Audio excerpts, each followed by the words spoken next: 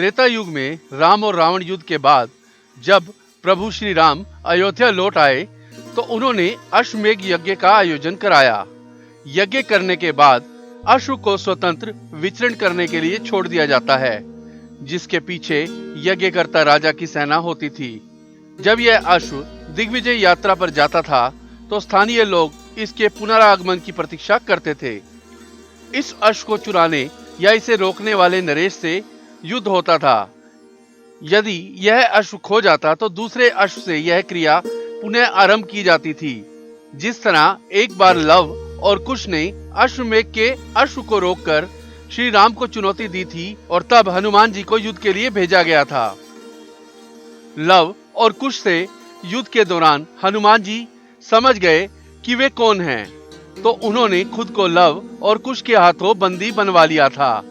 तब बाद में लक्ष्मण आदि युद्ध करने गए और परास्त हो गए, तो अंत में श्री राम आए थे। इसी प्रकार जब यज्ञ का घोड़ा देवपुर पहुंचा तो शिव भक्त राजा वीरमणि के पुत्र रुक्मांगद ने श्री राम के घोड़े को रोककर उसे बंदी बना लिया। अब देवपुर और अयोध्या की सेना में युद्ध तो होना ही था।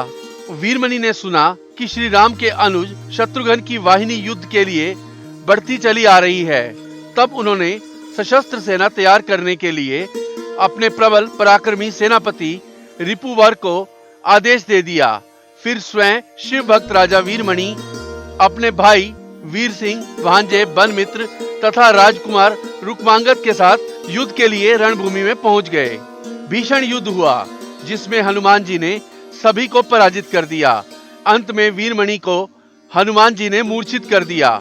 शिव भक्त वीरमणि को शिव जी ने वरदान दिया था कि जब भी संकट आएगा मैं तुम्हारी सहायता करूंगा। भगवान अपने गणों के साथ युद्ध के मैदान में पहुंच गए।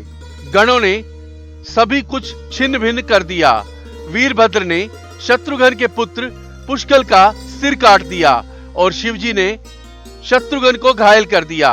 हनुमान जी आगे बढ़े और शिवजी के सामने जाकर खड़े हो गए। फिर दोनों में भयंकर युद्ध हुआ।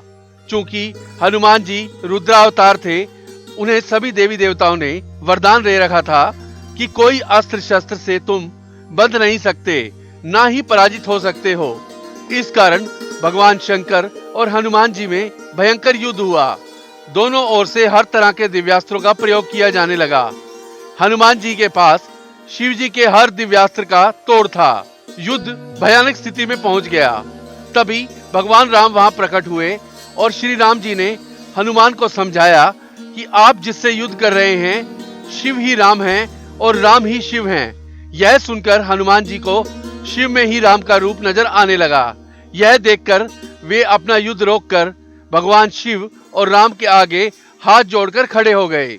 हनुमान जी के पराक्रम को देखकर भगवान शिव बहुत ही प्रसन्न हुए और हनुमान जी को मनचाहा वर मांगने को कहा। इस प्रकार युद्ध का अंत हुआ। यह युद्ध श्री राम और भगवान शंकर की लीला थी। इस युद्ध में भगवान शंकर हनुमान जी की परीक्षा ले रहे थे।